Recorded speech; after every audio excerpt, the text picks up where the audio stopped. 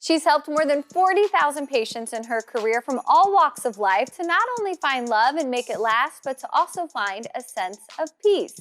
Her new book, Plus One, The Numerology of Relationships, focuses on how numbers can give us insight, the good and the bad, into our partnerships.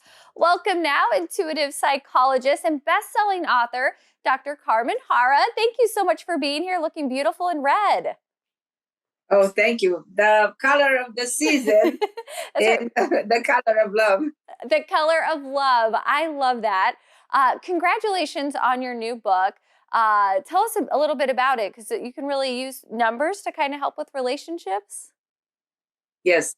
What I did, I actually tried to put together two ideas, the concept of time, the concept of numbers, and the idea of psychology, personality traits. And it's interesting how these two work perfect with each other.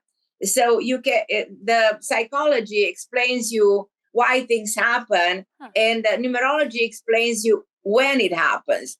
Actually, you can, our personality traits are shaped not only by our DNA, our date of birth, but also by our DNA. So these two elements go hand in hand. So now numbers are very significant. A person's divine code requires psychological interpretation, and the person's way of thinking requires a numerological interpretation. So combining these two, I came up with defining every number as a human archetype, and also I came up with 7 major love relationships that exist. So you have to find out which relationship are you in.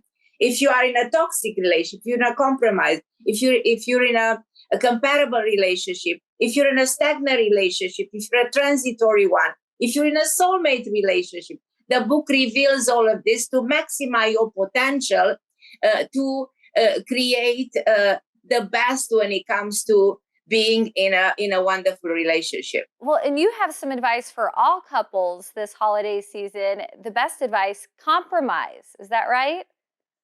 Absolutely. When you can see eye to eye because you disagree, then you have to start compromising. And you make a list of all the things that you need to do during the holidays, and let your partner choose what he wants, and you choose the rest. So you have to be very wise and very forgiving. So this is the only way to keep peace during the holiday season. That includes for gift giving too, right? You need to have a discussion, especially if you're in a new relationship or even if you've been married for a couple decades, right? When it comes to gift giving, to my opinion, the best gift that you can give to someone is listen to them.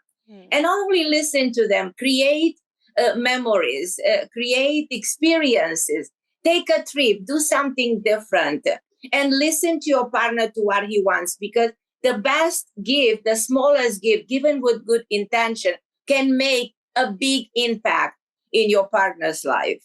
And now when you say listen to what they want, do you mean throughout the year picking up hints, or do you mean like flat out ask and exactly. have them say? Picking up hints, like they will tell you, oh, I dream of that, I want that. And make sure you give them what they want. But sometimes if it's too expensive, give them something similar. I like that. Okay, here's a common issue I feel like a lot, especially for young relationships, but maybe all. Your in-laws are coming to town and maybe it causes friction in your relationship. How do you keep the peace this year? Well, always, external influences are the cause of all the drama.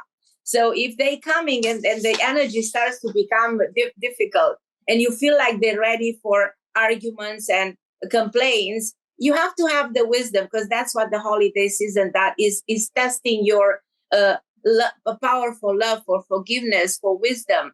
And you just accept them and tell them in a very nice way, well, next time I'll do better, or I'm going to try my best. So you don't feed that negativity. And if you feel like the temper flares, you take a step back, you go in another room, take a deep breath, and try to make peace and agree with what's happening. And don't argue, no arguments. I like that, taking a moment at a time, and talking it out with your significant other too. Sometimes things just kind of get out of control by not communicating, right? Exactly. Lack of communication always leads to a lot of disagreement and breaks up. A lot of people actually break up during the holiday season.